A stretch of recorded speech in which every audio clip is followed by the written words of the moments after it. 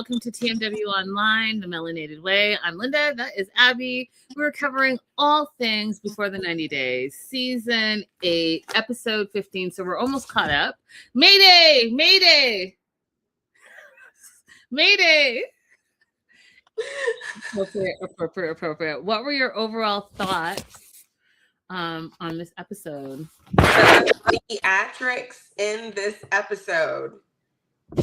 Everybody needs to be on Broadway. Just go ahead and start handing out the Emmys because this nonsense. But you know who my favorite person is right now? Is Daniel's uncle. Favorite. He gets the award of the episode for sure.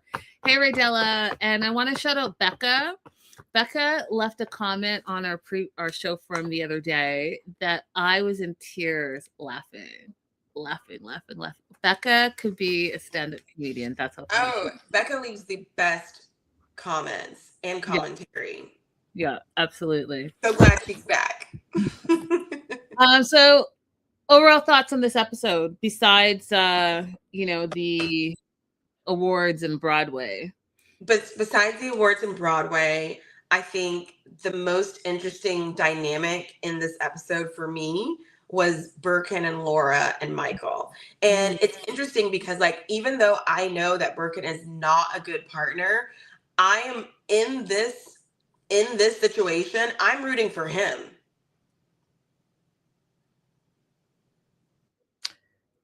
Yeah. We had a good run, Abby. We had a good run with our agreement.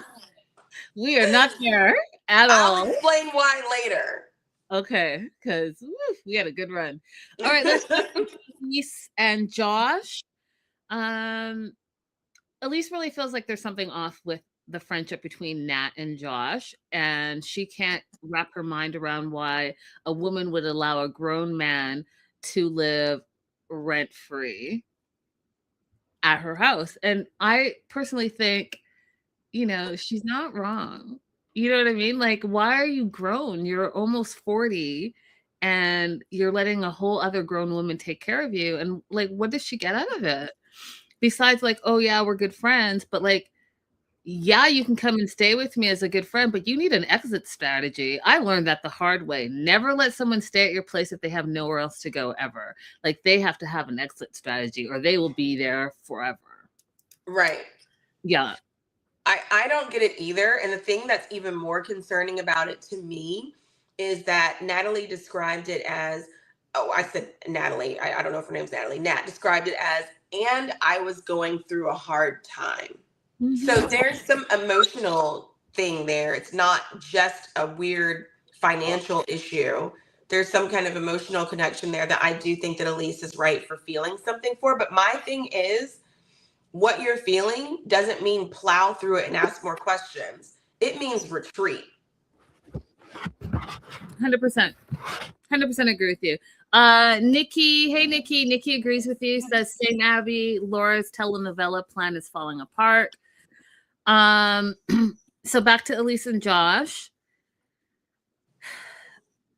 She wakes up in the morning, he's not there, and she's freaking out because, she's used to a different type of lifestyle.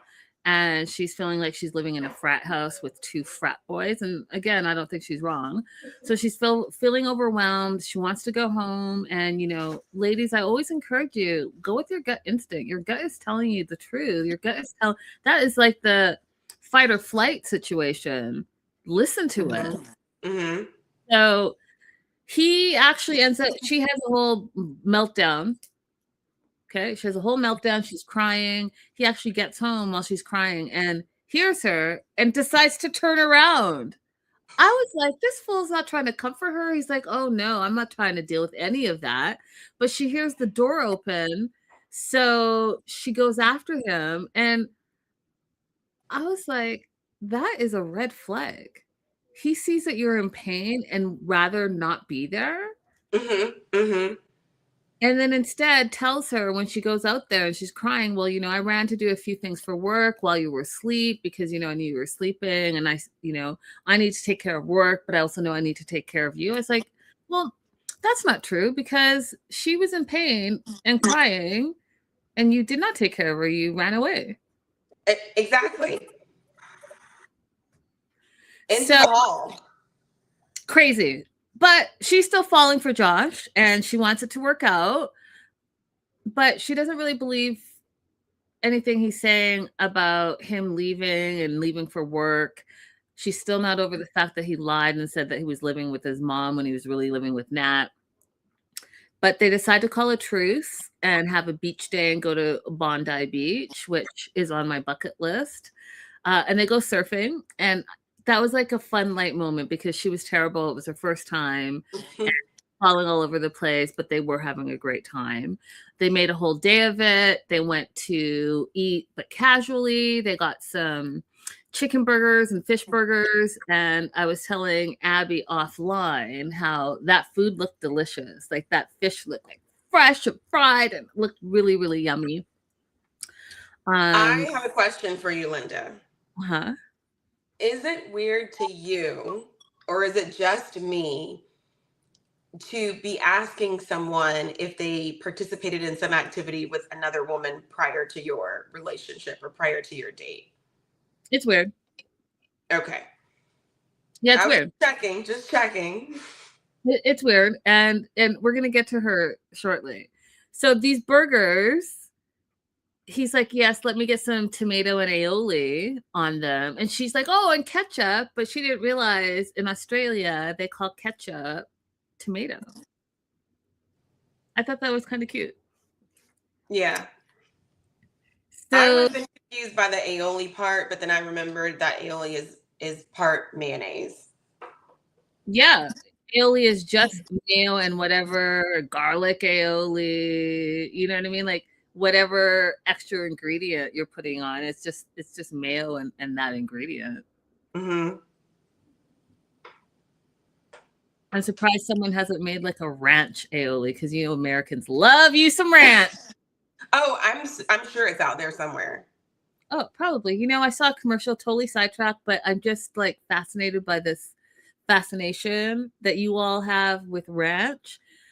They had a whole T-bone steak, you guys. I don't know what the commercial's for, but there's a whole T-bone. Maybe it's for this thing, but they grilled 2 T-bone steaks and then the sauce that they put on it was a ranch sauce. So you were having a ranch T-bone. That seems like overkill. It sounds terrible. Anyways, I digress. So they're on the beach having a beautiful like beach date dinner, and I really actually enjoyed this. I like that they had an activity, or like they went to get food, and the food was just like, you know, like finger type food where they could just chill at the beach, watch the sunset, all of that. But you know, they have to learn how to communicate, which they don't know how to do yet. They have a ton of chemistry, sexual chemistry, yes, but they don't know how to communicate at all. So he's like, oh, you know, I wish you could stay longer. And, you know, your time has gone so quickly. Well, why would she stay longer when you guys are in a rental with your frat bro? Like that doesn't even make sense to me, but okay. She's worried about his life being very unstable, as she should be, because, you know, he's like 40. He lives with a friend that takes care of him. His job is not quite stable. His money's not quite stable. And then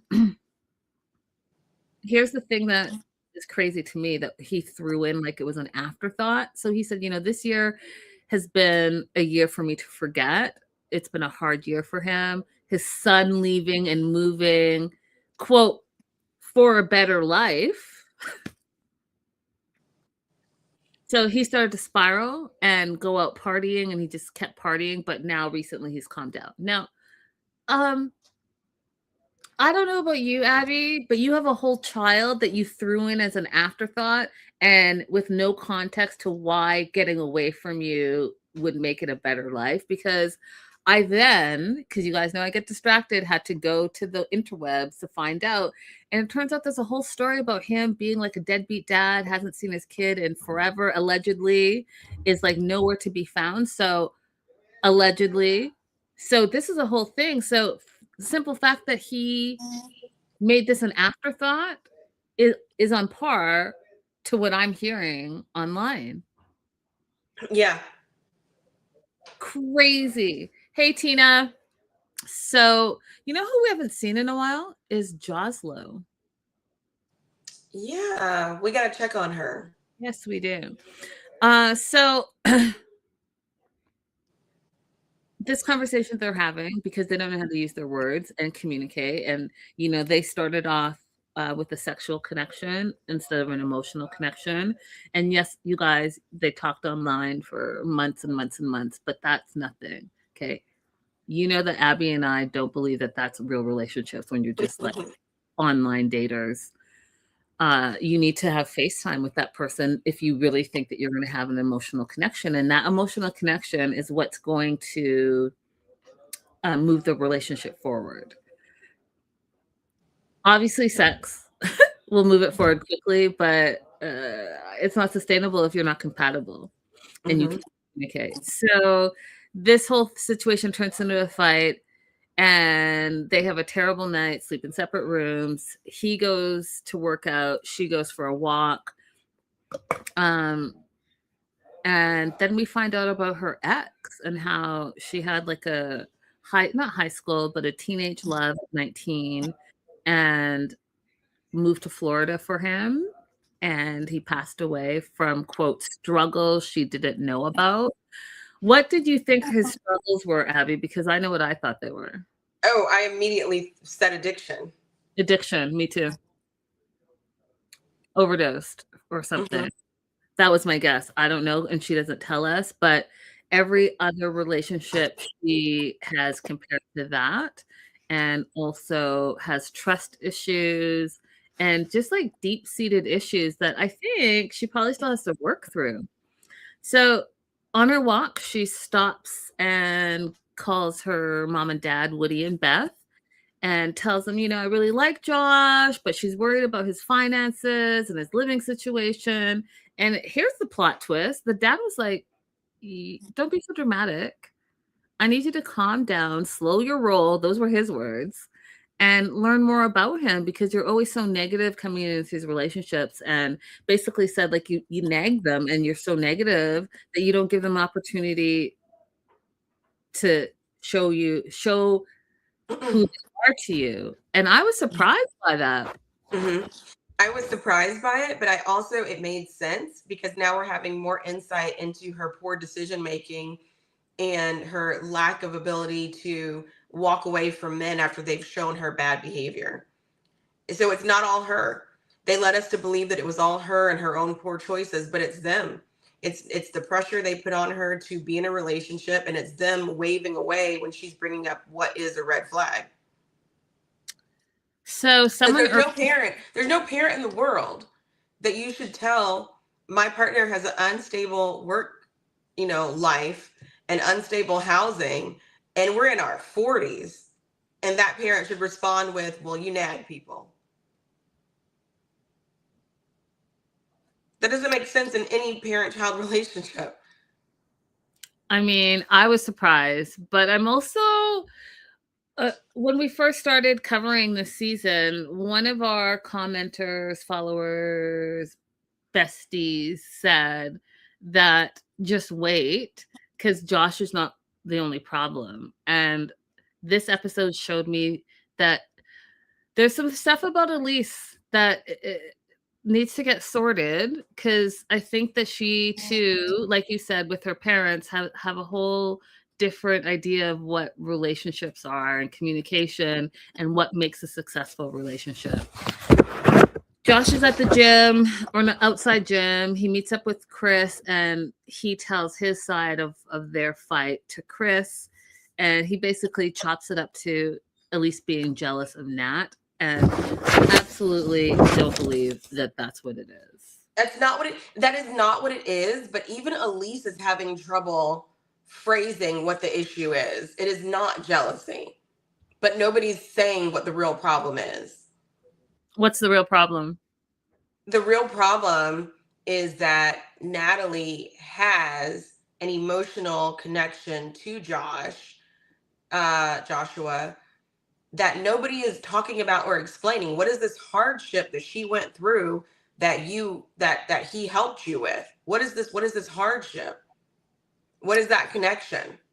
Let's just be real. Let's just be real. Nat has feelings for Josh, period, full stop. And if there was an opportunity to explore it more, she would. But she's like sitting in the cut saying, here I am. You were there for me emotionally. Here I am. Here I am. Here I am. And she's hoping that at some point he sees her in a different light. That's what that is. Let's just be real with it. So you think she's just lying in wait? 100%. 100%. 100%. Because the only time women are friends with guys out and are friends with guys are like when they're not interested, but they're not interested in the sense like I'll see you when I see you, we can hang out and have a good time. But what they're not about to be doing is opening their homes and paying all the bills and talking about emotional support. They're not doing that unless they are emotionally invested and want more in that friendship. Period. Mm-hmm.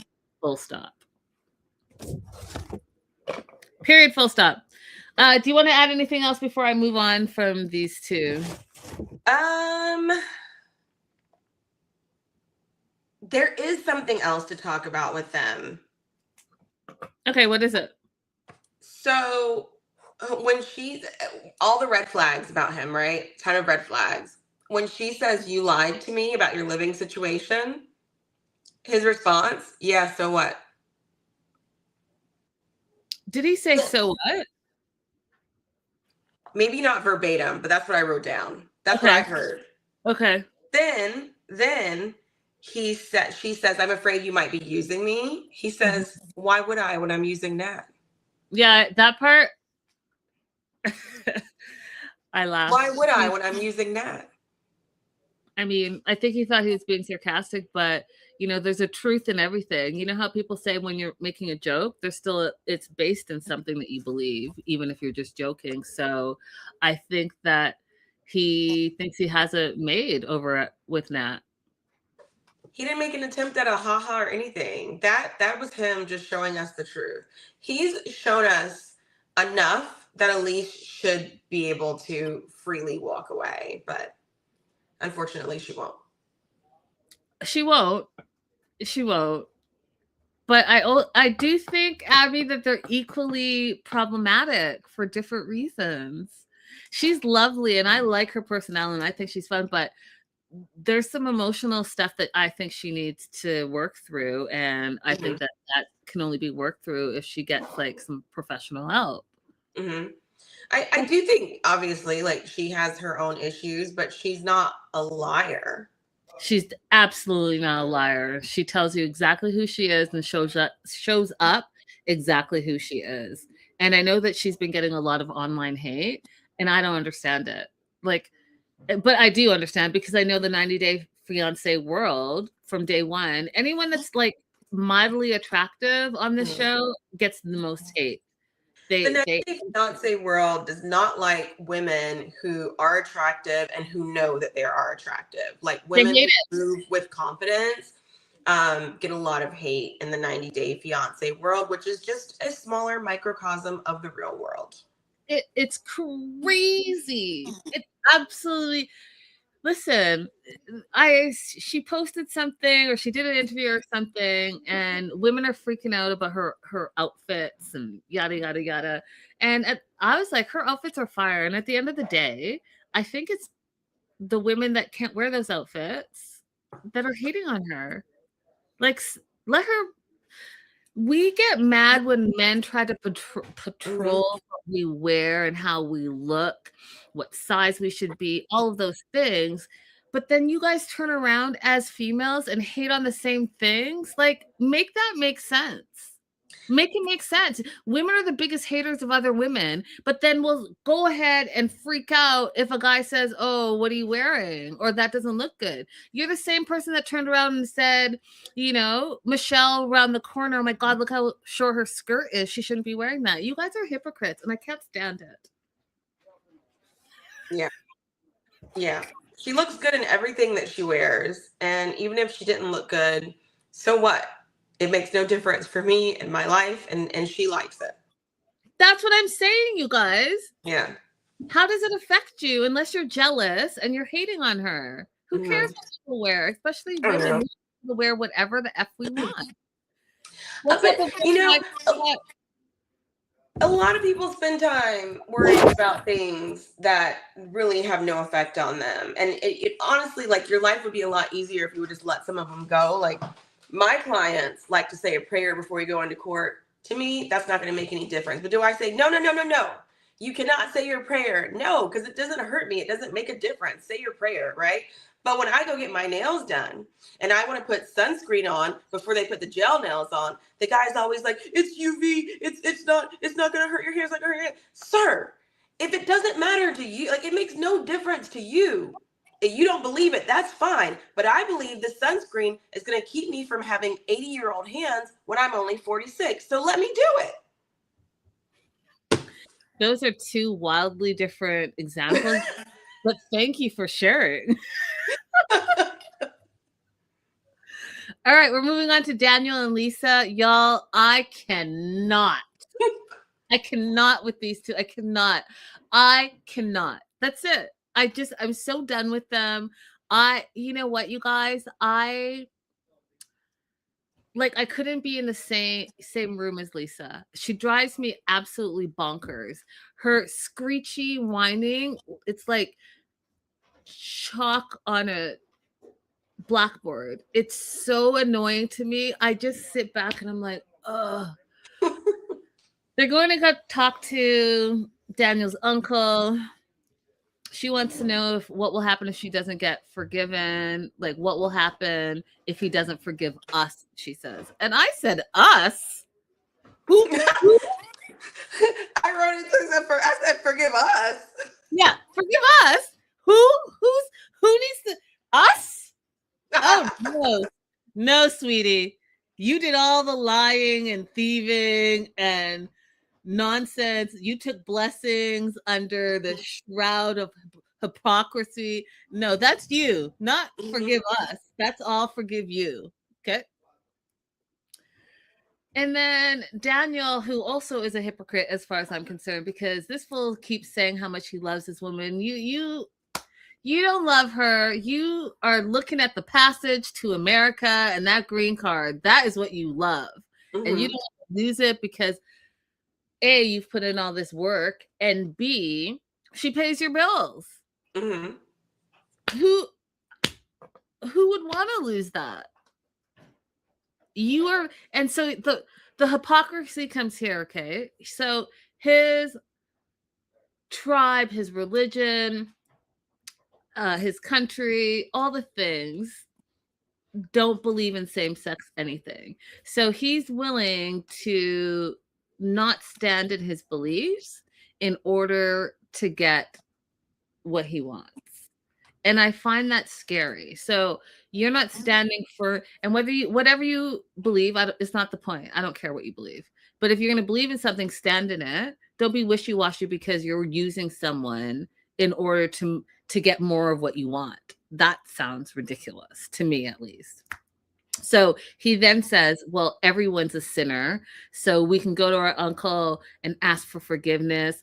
He still loves her. He still wants to marry her. I call BS on all of that. You want to use this white woman to get to America, period. He knows that she lied to his uncle, and because she lied, there's that disgrace there. And so he's nervous and she's nervous to go and see him again. So they go and meet Modestus. He arrives. There's some little greeting. He's looking at them like, why am I here again? What is the problem? He said, which sounds like something I would say. Like, what is all this theatrics? What's the problem? Let's get to it. And then Daniel's like, well, after the blessings, we found out a few things, or I found out a few things. She's been married not just twice, but 5 times, and she's not legally divorced. And also, for the last 21 years, she's been in relationships with several. It was like that commercial where it's like, but wait, there's more.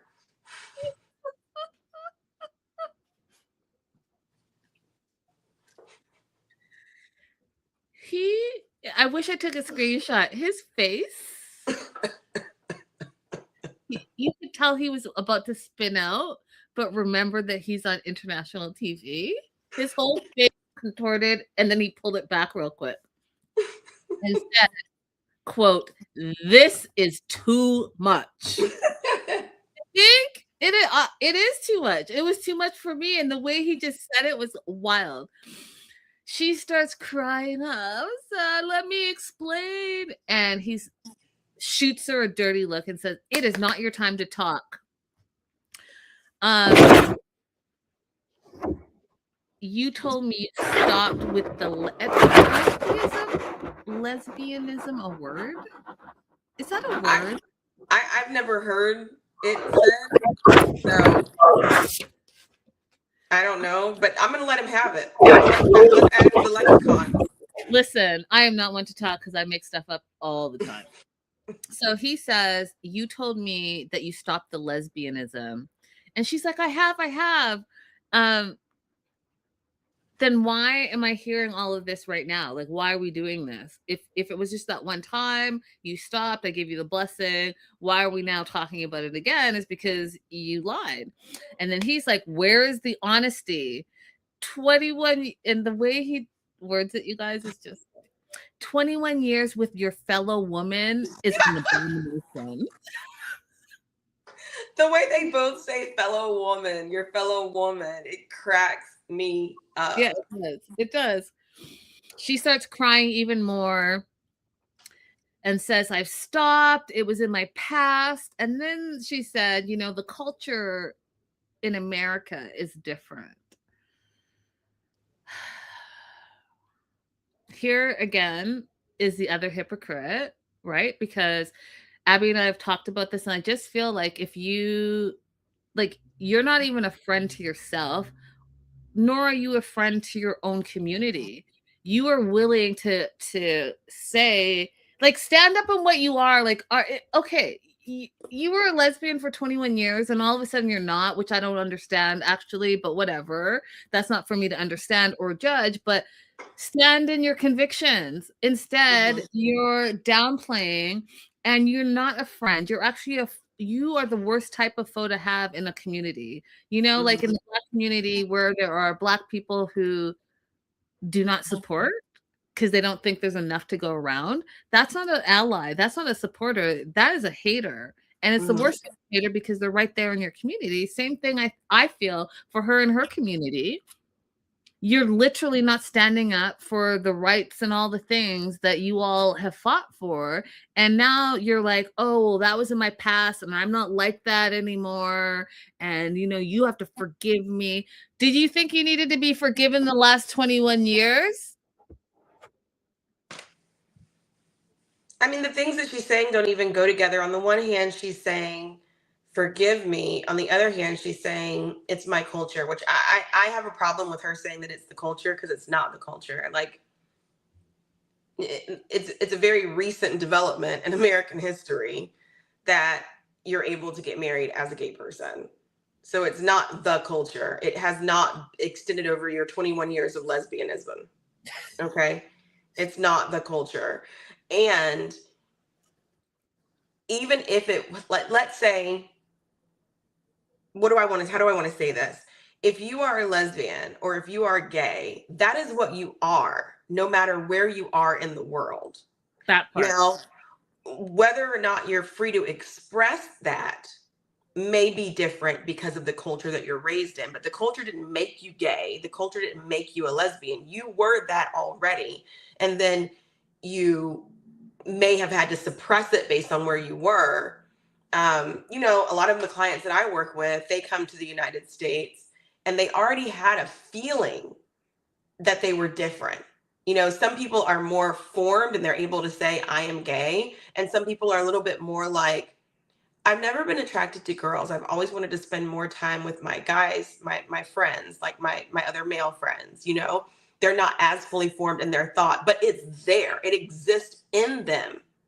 Hmm. And then they're able to fully express it or embrace it by the time I see them and they're wanting to apply for asylum, for example.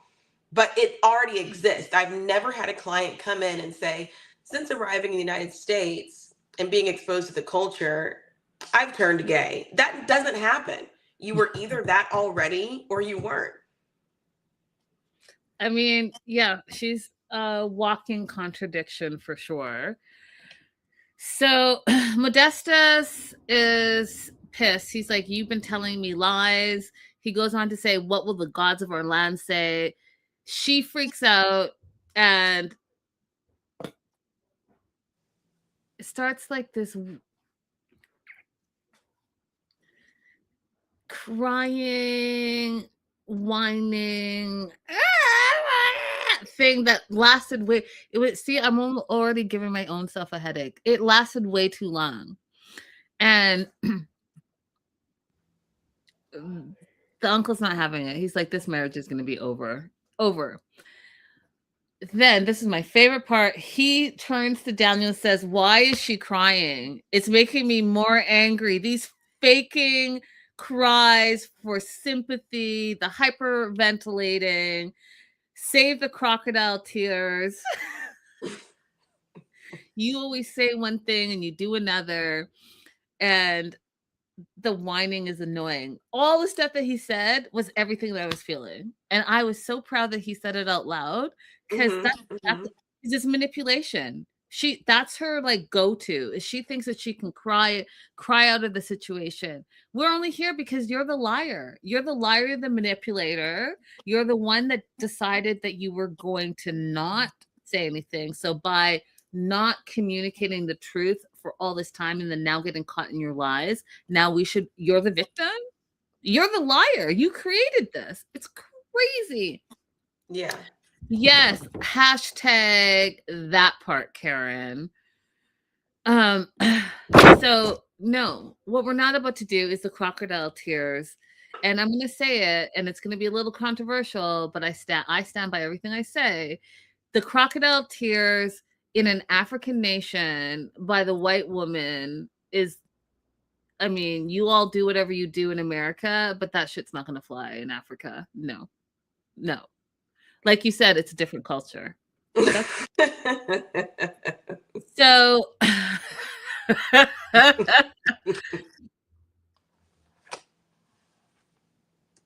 he's like, "How can I trust you? I don't believe you.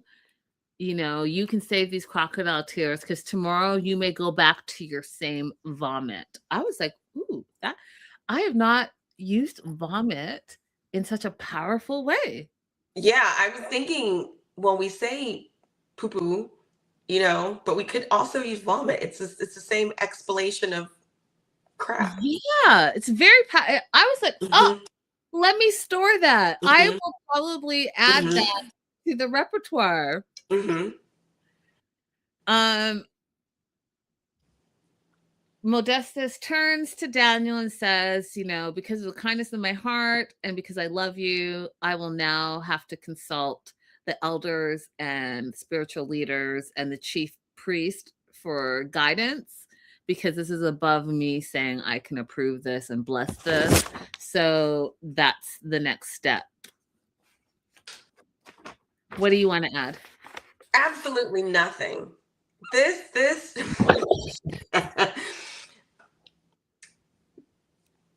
nothing. That was enough. Yeah, because it's enough. Listen, it's enough. Listen, those two, yes, great TV, but they drive me crazy. I mean, what's really irritating about it is that we've seen Lisa's interview and we know that she is still not taking accountability for any of her behavior. At all.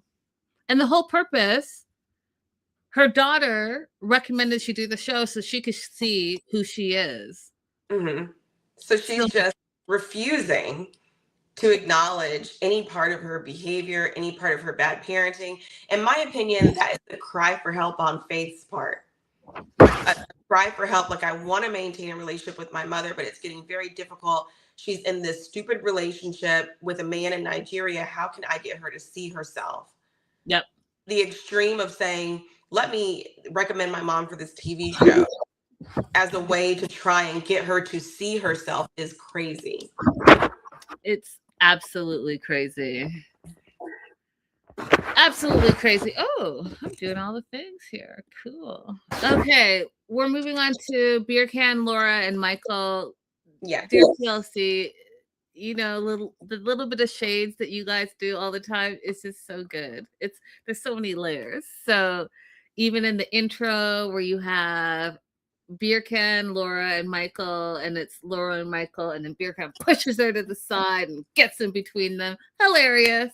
The fact that you guys tugged on my nerves opening the scene with the cat. So the market, fresh market, all the cats all over the place, and you throw the fresh fish to the cat, and the cat's eating the fish was like too much for me because that's in the market. And like, oh, like, come on, you guys. Just come on. Beer Can got his testosterone on 1,000. You know, we left off with him saying to Michael, "Do you like violence?" And he's like, "You know, you came all this way to see Laura, to make sure that Laura is good and that she's happy. You bring her this gift of the book and like the packing tubes." I don't know what that was about. And Beercon is like super sarcastic. He's like, "Oh, that's so sweet of you. That's so thoughtful. Yeah, you're so thoughtful." And this whole attitude, you know, last episode I told you guys he was acting like a serial killer. This episode, same thing, but also he was acting childish to me. Like, this is very, your 20s is showing here. You're showing that you don't have experience dealing with complex situations. You don't have experience dealing with different types of personalities. And, you know, if I was the HR manager in your life, you probably wouldn't get hired. And if you were hired, you probably would get fired, because all of this means to me is that you need to go and get some more life experience. Like, all of this was like way too much childish behavior. Laura feels like Beer Can is being super cold to Michael. And one of the things I laughed and I thought of you, Abby, is that Michael said to Laura, "You know, you're having a great time, but you're in vacay mode." And we talk about what that looks like all the time. And Michael's wrong. You're in this bubble and you're in a vacay mode, but this is not real life. Like, what are you going to do? He says, well, that's later, but this is not real life. I need you to like realize that you're on vacation. And that's what this is. Beer Can then says, out of the blue, you know, "I can show you around my country in my city, friend of my love."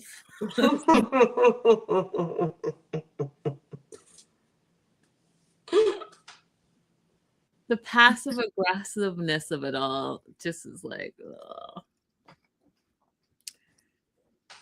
And then he goes to camera and says, "You know what? I know I'm being a jerk, but I'm being a jerk from the beginnings, and I'm playing the game so that Michael knows what the boundaries are. It's all a strategy, and I'm great at the strategy, and I play this game all the time.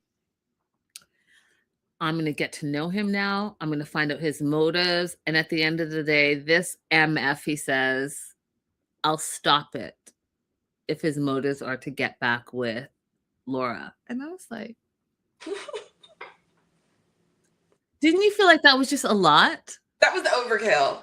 That was overkill. But I will explain why I'm still on his side. But that was overkill.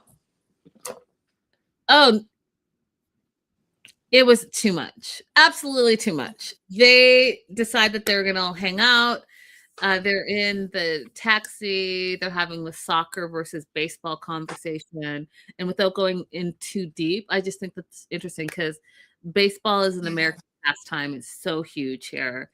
But soccer is an international pastime. And outside, like, it's in the last, I want to say, 10 years has grown in America, but in the world, soccer, which everyone else calls football, but America always has to do everything on their own, but that's another thing. Soccer is the biggest sport in the world. Do you all know that internationally? Look it up. It's true. It's bigger than football, it's bigger than basketball, and it's way bigger than baseball. Anyways, they have that conversation in the taxi, and I thought it was interesting. And then Michael's gonna go check into his hotel while they wait for him. And meanwhile, Beer Can turns to Lisa and says, I love keeping my enemies close. Trying to be this like tough guy stuff. And it was just like, bro, you're like 120 pounds, 5 foot nothing. Like, I mean, I could go on. I'm not buying whatever you're trying to throw down. Crazy. So they go, and I can't remember, Abby. I know in Turkey it's called something else, but they go to a coffee bar and then they get this hookah, but in Turkey it's called Shisha. Shisha. So they go and get Shisha. And again, Beer Can out of nowhere surprises me. He apologizes to Michael and explains why he was being a jerk and what his intentions are with Lisa, or excuse me, Laura. I'm traumatized by Lisa, that's why. Intentions with Laura are, and they have a conversation about how he makes money, the gambling, his debts, how he lost 3 coffee shops that he owned, how he had to sell everything, yada, yada, yada. And at the end of the day, Michael doesn't see this working out. Because both him and Laura don't see as gambling as a stable source of income for the long term. And here's where Michael's like, also, you like stay up till 2:30 gambling, and Laura gets up at 4 a.m. She works out, she goes on long walks, she goes boating, all the things, and she's very active. And like that wouldn't fit into this lifestyle. And one of the things he said, was that you're supposed to marry your best friend where you want to be together and you spend time together. And here's where I thought Birkan had a point, because he's like, well, you consider yourself best friends. Why didn't you fall in love with each other? By your own logic. I thought that was a brilliant question. That's the only thumbs up I'm giving him for all of this. Michael couldn't answer that, and neither could Laura. They both had no answer and literally said, I can't answer that. I have no answer for that. And then we find out that there's, quote unquote, according to Laura, more to the story than Birkin knows. At the end of the day, Birkin's like, I'm going to fight for her. I'm suspicious of whatever this is, but I will fight for Laura. Just know that. They end their night. Before they end their night, apparently Birkin's like, I want to spend some one-on-one time alone with Michael. So the next day, that's what they do. They go to hang out alone to play pool. Laura tries to needle her way in there and figure out what they're going to be talking about. But Birkin's like, I don't know. I'll have to see when I get there. And Birkan, right off the bat, they're playing pool right off the bat. He's like, you know what? If you want something, you should go for it. So again, passive aggressive, directly to Michael. And he's like, just tell me you're in love with her. Just be honest. And I thought, Abby, that Michael and Laura had been friends for much longer, but he's like, I've known her for a year and a half. I thought they were like lifetime long friends, but a year and a half. And says, and this is okay. Men and their fragile egos drive me crazy. They really do. Absolutely just drives me crazy. And you would rather make yourself look better than hold your friends' secrets? Crazy to me. So here's what happened.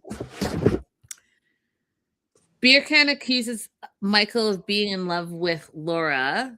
And he's like, I've known her for a year and a half. If I was in love with her, I would have made my move long time ago if I loved her. I haven't made that move. But Laura made a move on me, and I told her no, because I can't reciprocate those feelings. So was the opportunity there? Yes, but I chose not to take it. Now, do you see how that's all male-centered? Do you see how he didn't have to say any of that? But you're going to throw Laura, your so-called best friend under the bus to protect your fragile ego because you're being confronted by another man who also has testosterone issues and is trying to buck up on you and call you out for something that's not happening. And then this is the part that blew my mind. Then the two of them broed out, and now it's all Laura's fault.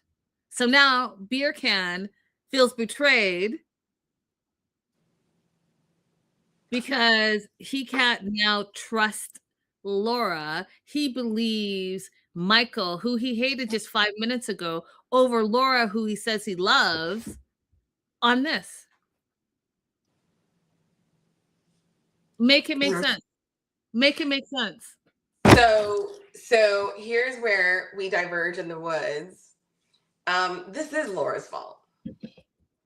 And the reason why it's Laura's fault is because she has insisted upon maintaining a friendship with someone who has feelings for her. Well, he doesn't have feelings for her, Abby. She has feelings for him. Go way, way back to episode 2 or 3 when Laura is getting ready to leave. And Michael's saying he doesn't want her to go. And she's saying, if there is a reason that you don't want me to go, if you have some feeling for me, then I need you to say that. I need you to express that. I need you to act on it. And he just sits there and cries. Okay. I could be completely wrong. But the way I interpreted that is that because of his own insecurities, his disability, that he is afraid of going after this relationship and potentially maybe losing a friend or other reasons he's afraid of pursuing it, but that there are some additional feelings that are there. Okay? And they together have decided to maintain this friendship despite whatever extra feelings are happening. She's now invited this man to come into her relationship and says she needs approval from him for this relationship to go forward. Why are you letting this man have this position in your life? If you didn't allow this person to have this position in your life, this situation wouldn't have happened. So that's why I'm like, this is Laura's fault.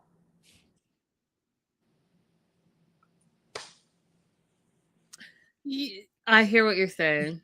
I no. I mean, in the grand scheme of things, I think Laura should walk away from this crazy relationship, but so that's her fault. But I don't know if I agree with you on the dynamics between Michael, Laura, and Beer Can. I'm not sure. And also, let me just put this out there as well, a little bit of a backstory. I found out some things about Beer Can that I'm not going to talk about yet because we're not quite caught up, but he is a terrible individual. And I don't care who your Black friend is. I don't care about any of that stuff. There are certain things that you absolutely cannot and ever say, period, full stop. Beer Can, cut that shit out. It's annoying. Okay. Moving on. Emma. All right. Oh, Emma. You know what? As two travelers that can travel solo and can have a good time solo, I really wish we could just teach a master class for Emma. Because I just cannot imagine traveling halfway across the world and my trip is just about men and not the beautiful opportunity that a lot of people do not get. There's a lot of people that have never traveled in their lives. They've never left their backyards. Mm-hmm. And you're halfway across the world and you're so focused on being engaged to whoever, it doesn't matter who, just whoever, that you're missing. You're on a beautiful beach, you missed the opportunity. Like, no. You went to a cafe, you missed up. And did you pay? Okay. She's en route to see Muhammad. And again, she went to go see this dude that she was engaged to. He broke up with her with no backstory, just I'm done with you, right? Which is the same kind of situation that she put herself in with Ziad. And it's full circle moment from everything I keep trying to tell you guys.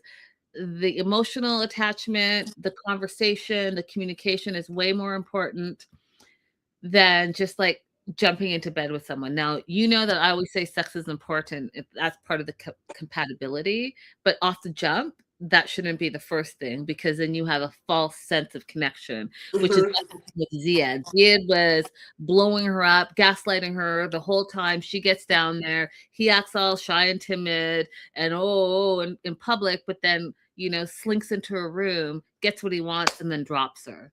Mhm. Same thing with Muhammad. Muhammad is like, "Oh, I'm gonna marry you," but he wasn't ever gonna marry her. But he got what he wanted and then dropped her. So here we are. Breaks up with her. She's excited to see him. She says that he feels familiar. The area that she's in, Casablanca, feels familiar to her. She still has her engagement ring, brought the engagement ring with her, which I thought was totally weird. And we find out that part of her thought that she'd see Muhammad. And I got to tell you, I'm a big believer in where you put your energy, that's what's going to come into fruition. So you were in this whole other relationship and you're surprised that it broke down, but meanwhile your thoughts were with someone else and you even brought, a symbol of your love with you. That it's all connected, y'all. Yeah. Then she put the ring back on and said it felt nice. And I literally said, "What? What?" Go home, Emma. Go home, Emma. I said like go home, ET. What? But why are you wearing an engagement ring when that man broke your heart and broke up with you with no explanation? Why would you then put a ring on? What is this desperation?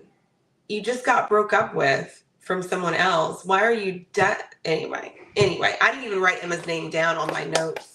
I had no opinion about anything she was doing in this episode. Yeah, I mean, you make a really great point. What is the desperation? And the desperation is not even, it's to be engaged. It's like a weird thing. Like you just desperately want to be engaged.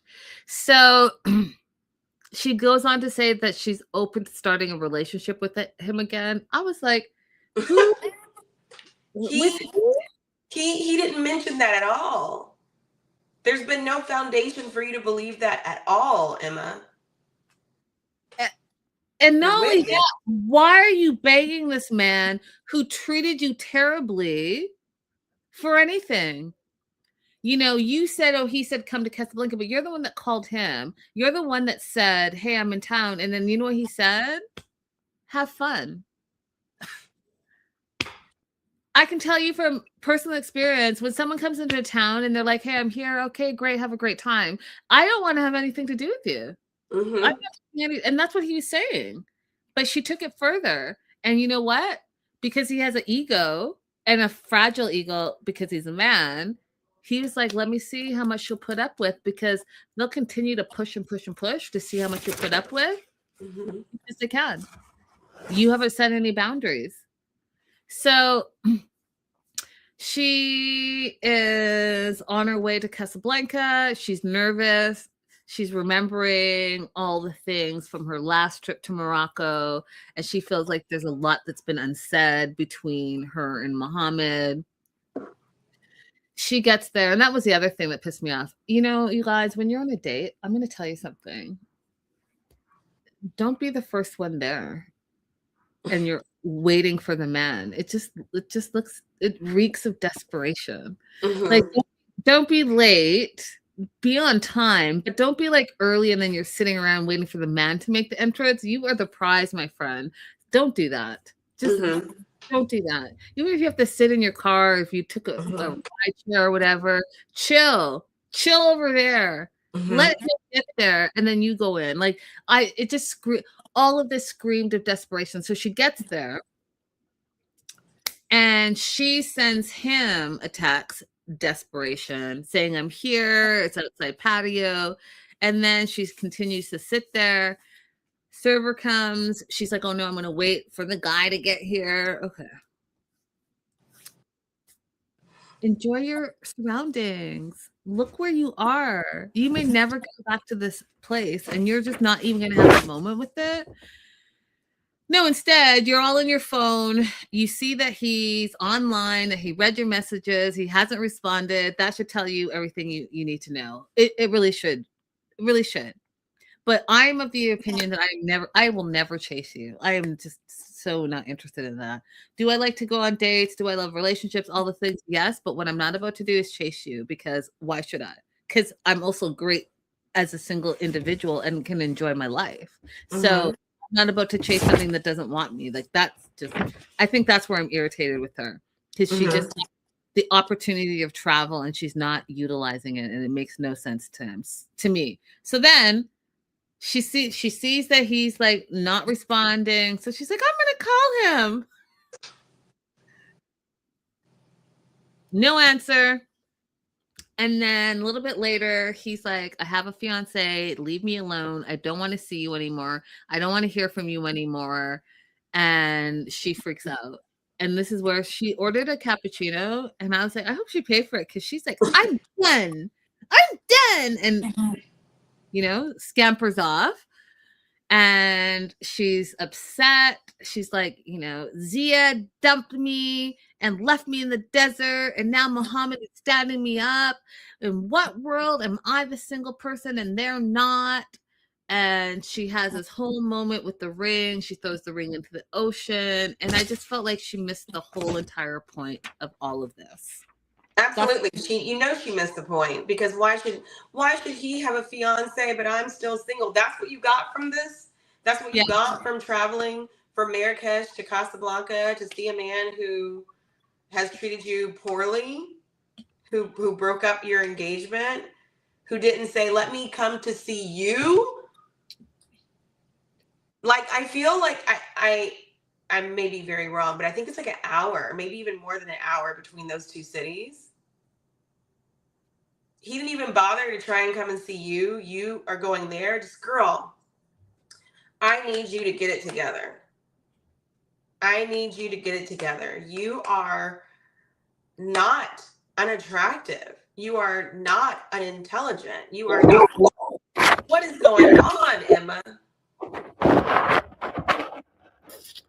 What is going on, Emma? That's it. That's all. And you know what? Spend some. You're in your 20s, girl. Go home. Surround yourself with your friends.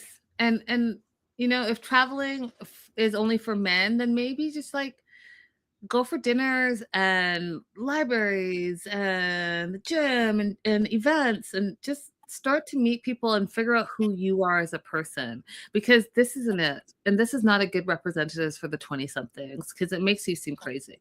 It makes you like your whole identity is in being engaged, and you don't care who it is. And I know some of you guys don't believe in whatever you believe, but I believe in God, and God is protecting you. He keeps breaking these relationships because you're about to tie yourself to something that literally could kill you, because you don't know who these people are, and you just want to tie yourself to whoever. And I'm not saying just them. I'm just thinking of the woman who went on the boat, and her husband said that she fell out of the boat.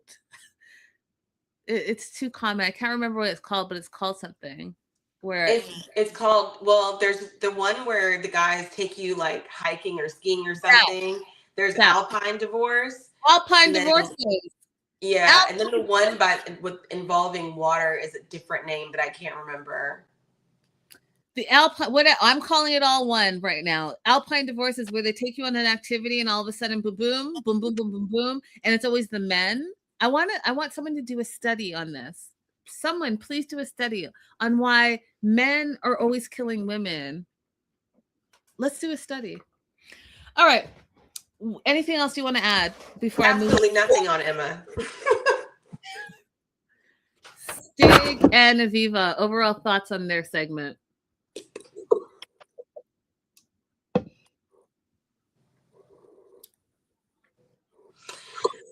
would like to make you a proposal. Sure. Let's go meet a stranger and just have unprotected sex in hopes that we get pregnant and have a baby. Does that make sense to anyone out there?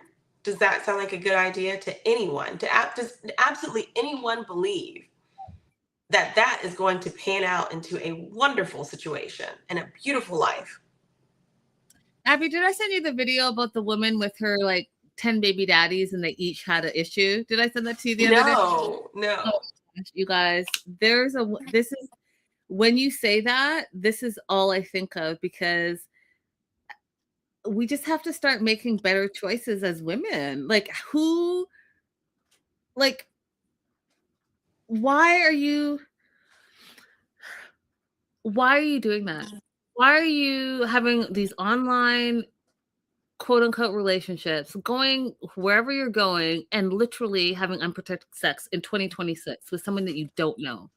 And I'm not saying go ahead and have a one night stand, do whatever you got to do, but can you use your mind?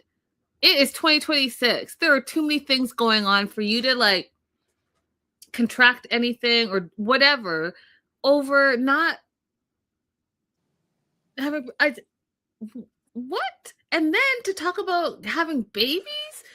You don't even know this fool, and this fool's been cheating on you this whole time. Okay, I need to find this thing because you know what, you guys? It was the craziest thing that I have heard. It was the craziest thing. Who did I send this to? I could have swore it was you. No, I would have remembered that. Oh, here it is.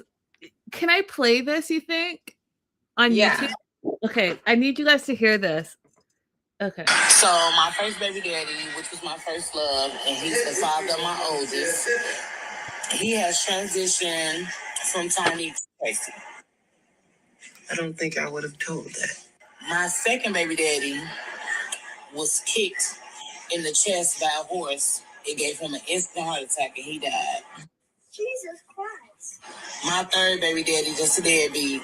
I didn't know that he was married, and when I told him I was pregnant, he confessed to her what the situation was and all that. She went with it, and now we just waiting on the DNA test to come back so that they can pay child support.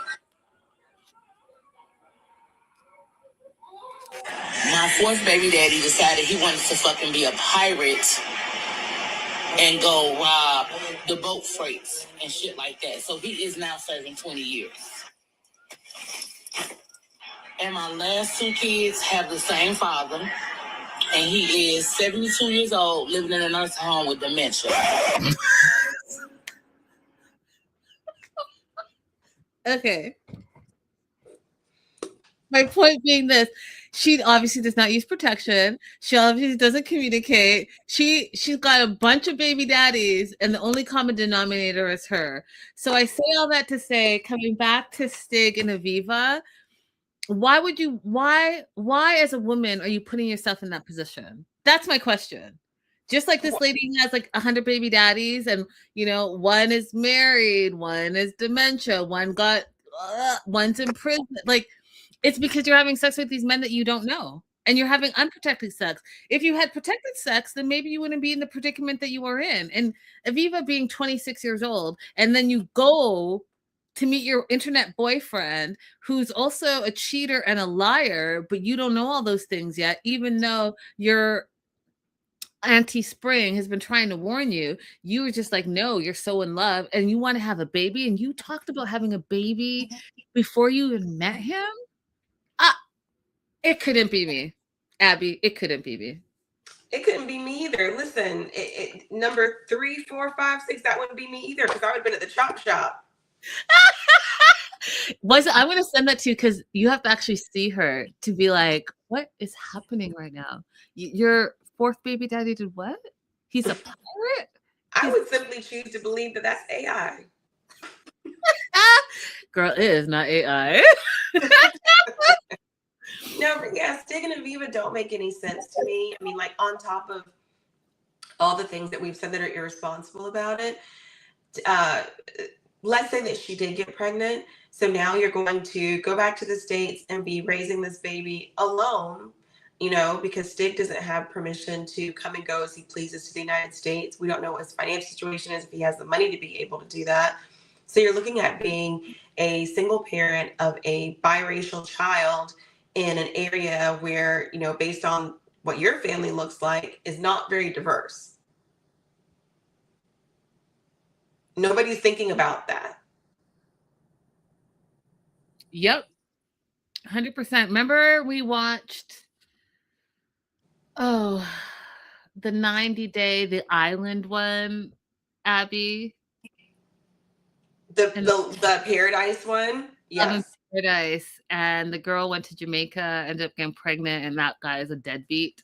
Same thing. Now she's a single parent. Exactly. A single parent of a biracial child. And this is not going to sound very nice. Do I need to say it? I don't need to say it. I'll say it anyway. But I get so fed up with these Black men who just drop babies off to all these random white women. And then these children end up being raised in these precarious situations. And depending on how much, depending on what their hair texture is, depending on what their color is, their treatment can be very, very bad. And then we see them years later of being raised in their racist families and listen to all the trauma that they've gone through and how they feel rejected. And do y'all think that's fair to do that to these kids? Okay, I'm done. Yep. They have a beach day. They're snorkeling, and after a rough few days with all the rumors of Stig's cheating and lying, I mean, I don't know who said they were rumors. Like, okay. She believes Stig. She believes that he's been faithful and she loves him, and things are going to get better because her Aunt Spring has left that morning. And even though the auntie is like, be careful, be careful, be careful, Aviva is choosing to believe Stig because she loves him. And she goes on to talk about how life could be tough as a wife or girlfriend of, quote, you, because he is some type of superstar. And every time I hear those stupid words for people that are not superstars, like AKA Soldier Boy, it makes me angry. But you know why? Because his cheating and lying has nothing to do with the music that he does. It has all to do with his personality and the type of individual he appears to be. Correct. But Aviva says she's willing to be the wife or girlfriend of him because she enjoys his soul. I thought that was very deep of her to say, but very inaccurate, because what part of his soul do you know? Just because you're having unprotected sex does not mean you know his soul. Absolutely not.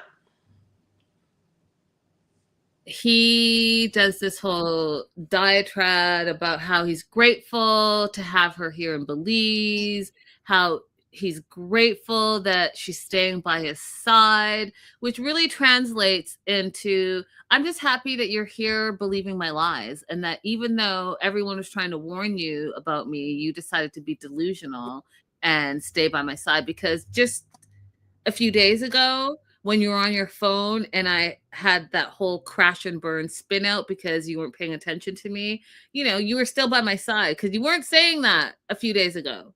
Mm-hmm. But you're saying it now because you didn't get caught, and she believes your lies over even your dad. Your dad is like, you ain't shit. Yeah. But yeah. Aviva's chosen to just bury her head in the sand for some reason, because she could have easily said, let me see from your phone the rest of this conversation. I thought that's what we were supposed to be doing. I thought that that's what was happening. She's like, didn't she say, I need to see the text and the pictures for myself?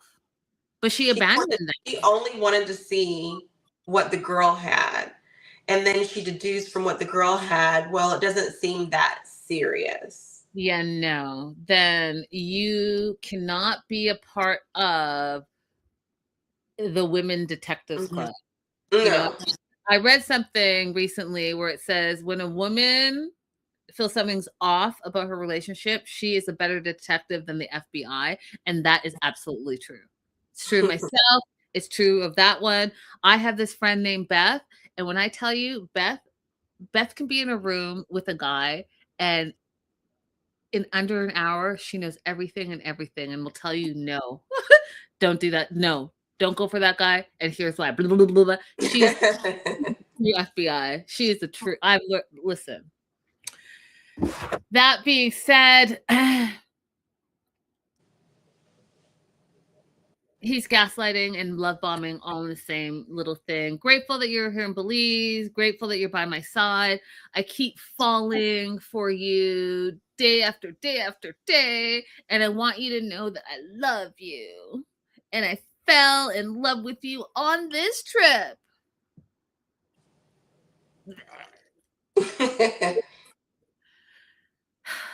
Now, don't forget, so he's not as blatant as Daniel, but I don't want you to forget then a few episodes back, his goal is to get to America. He wants to get to America just like Soldier Boy wanted to come to America to pursue his singing, rapping, whatever it is that he does. Stig said that. Do you remember that, Abby? No. Remind me what he said. I don't remember him saying that. America. Basically, he would love to live in America, and he would love to live in America because that's where all like the big stars are. So low key, same shit, different pile. So he says he doesn't want to lose her. And here's where I just had to throw in the towel because I just spent 20 minutes telling you guys how you probably shouldn't just jump into bed with any random without using protection. When she said, Aviva said that she wanted to be engaged by the end of the trip, I threw in the towel. You what? You only have a few days left and you what? So this fool said he loved you after he got away with all the lies and secrets. And not only are you guys having unprotected sex and you want a baby, but now you want to be engaged? Abby, like, what am I missing? Because I am like, I'm confused. I don't understand what's happening right now. Whatever you missed, I also missed.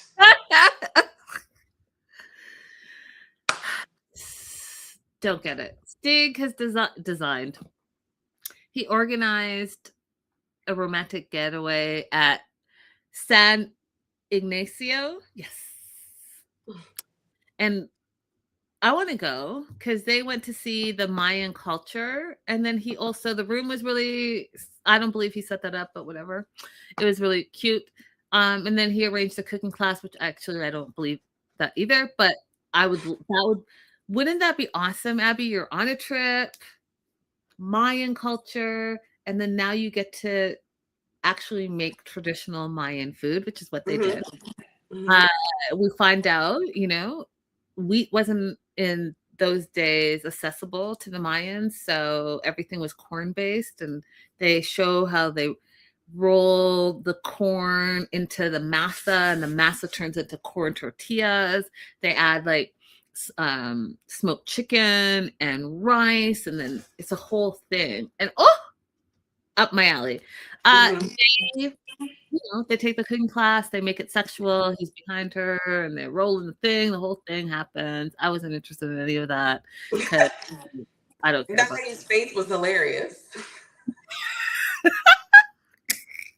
And they're over there rolling. It reminded me of that scene from Ghost when, like that. She's like rolling the corn, and then they cut to that lady's face, and she's all, yeah.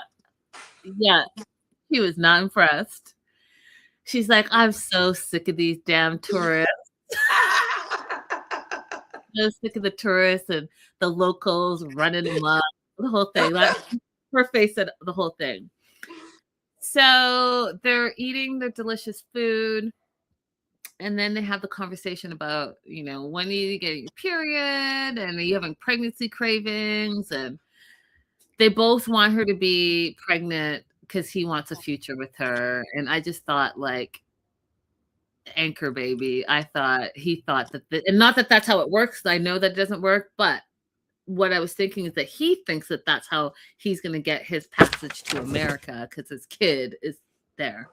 I was wondering if there was like some cultural element that I was missing, because I know that, well, when Kalani was on the show and we were talking about like having a Samoan partner, it's kind of common for them to just have a kid and then that's your partner for life, Yeah. Doesn't mean that they're going to be faithful, but it just, so I was like, is this a cultural thing that I'm missing where they think that having the baby first is a good idea besides them and not like getting to know each other very deeply? I didn't think of that. That's an excellent point. But I also saw the preview for the next episode, and because he's a liar and men lie, the fact that he's like, oh yeah, I'm so happy and I would want you to be pregnant, but then when she's taking the test, he's like crossing his fingers that she's not. So it told me everything I needed to know. Anything else you want to add before I move on to this little fool? Let's go for the last bit of ridiculousness. Trisha, love you. Rick, I cannot stand you. I think you are a terrible, terrible, terrible, terrible individual that is wasting this 25-year-old's time and energy and making a mockery of the whole situation. They wake up in the morning, and just like Jovan, he is complaining. He's complaining about the wood dust that is getting into his eyes, how he didn't sleep very well because it's hot. But you are on an island in Africa, like it's gonna be hot. Complaining about the bunk beds, but she's happy that he respected their culture and her dad specifically and slept in the separate bunk.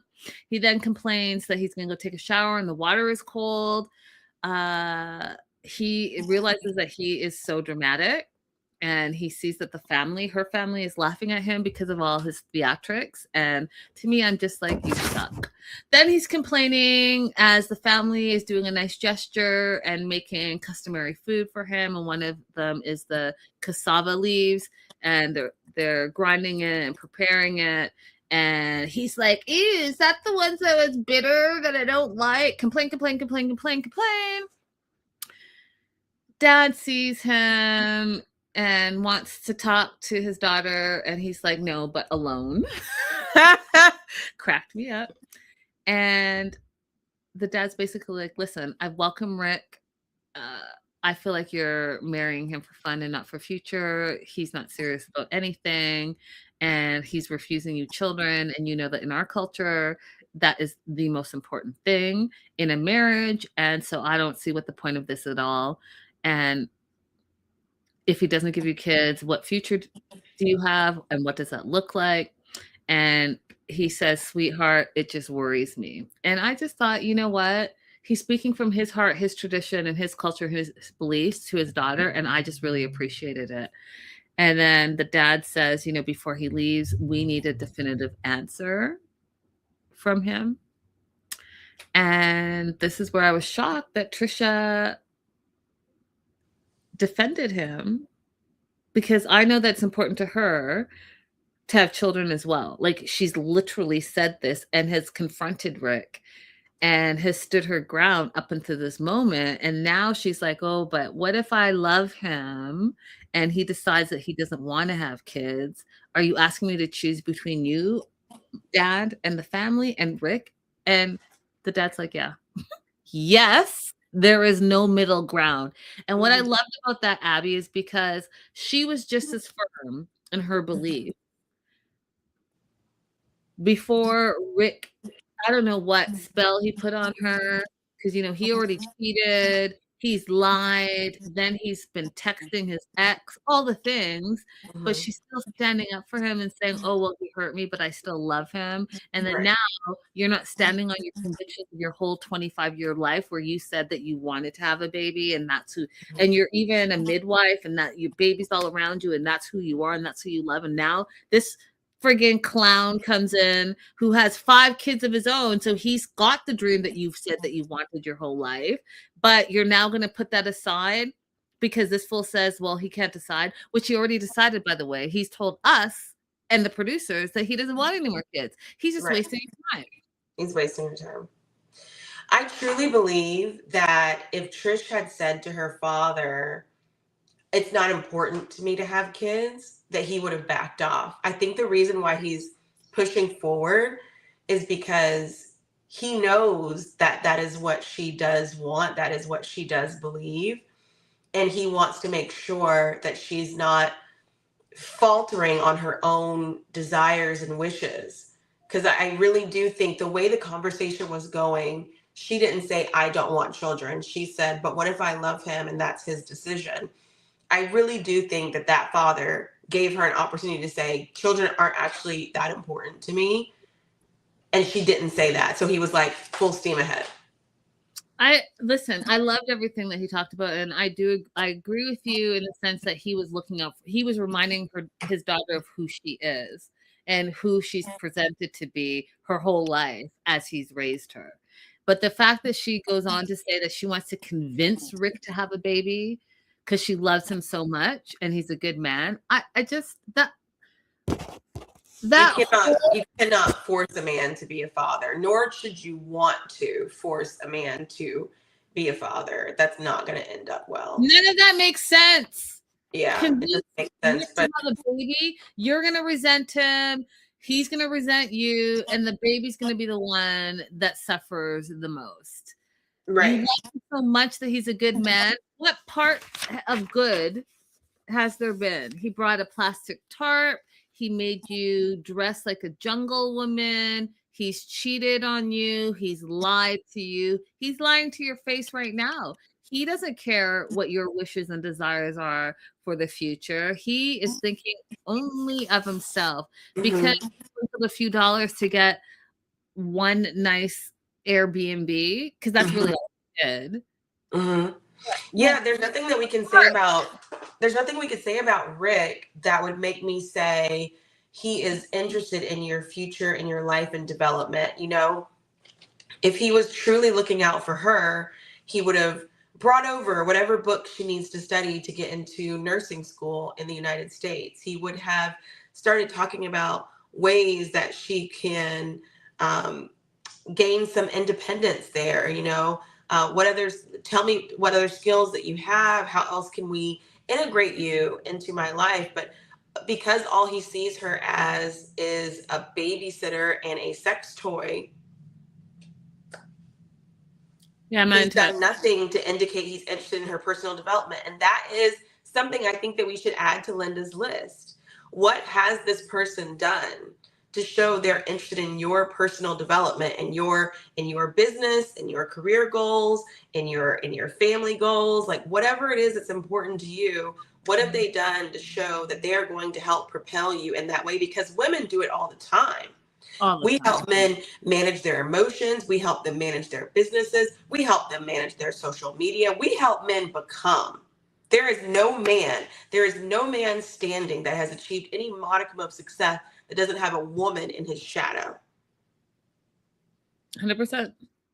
So what has this man done to help you become? We'll definitely have to add that to our list. The list.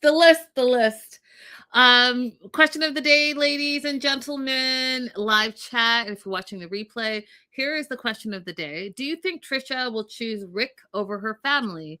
Let us know in the live chat. Yes, she will because she loves him so much, or no, she won't because family is everything to her. Will Trisha choose Rick over her family? Let us know in the comments. Oh, Becca, I shouted you out. You got to watch the beginning of the show. There's a whole segment on you. Becca's in the live chat saying he would have known the Madagascar was a country and not just a movie. I told you, comedian. Right. Comedian. Yeah. So one last time, do you think Trisha Do you think Trisha will choose Rick over her family? Yes or no?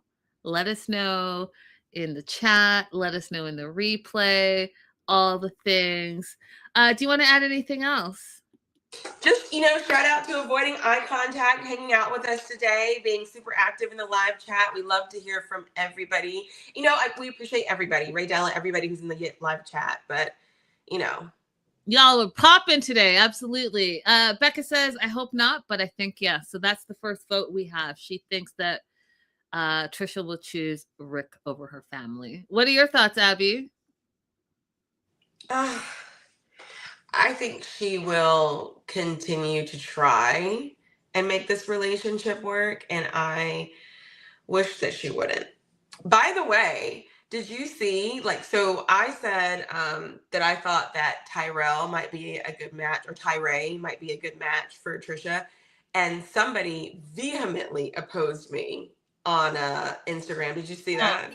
I saw the whole thread. That whole thread was wild. I was like, here's the thing. I'm on the West Coast, so a lot of these incidents happen way early in the morning. I come in, my phone is blown up, and I'm looking, and I want to participate, but I'm like, I haven't had my coffee yet, and that one person that was going in the super hard with the long essay. I didn't see the things that person saw when I watched Tyree in his season. So I don't know if I was not privy to some of the things that person was privy to, but woo! Yeah, they had feelings. I was like, is this something happening on his live chats that I, didn't see? But, I was like, oh, well, I didn't know about that. So I'm going to leave y'all with this. Rumor on the street is that Trisha is pregnant. And I want you guys to all go to her Instagram because I was like, that being said, we will see you shortly. We're 2 episodes behind, so we're going to catch up. Don't forget to like and subscribe. Follow us all on our social medias, Instagram, TikTok, YouTube, the whole shebang, okay? The whole shebang. And we'll see you shortly. Have a great weekend. Bye. bye.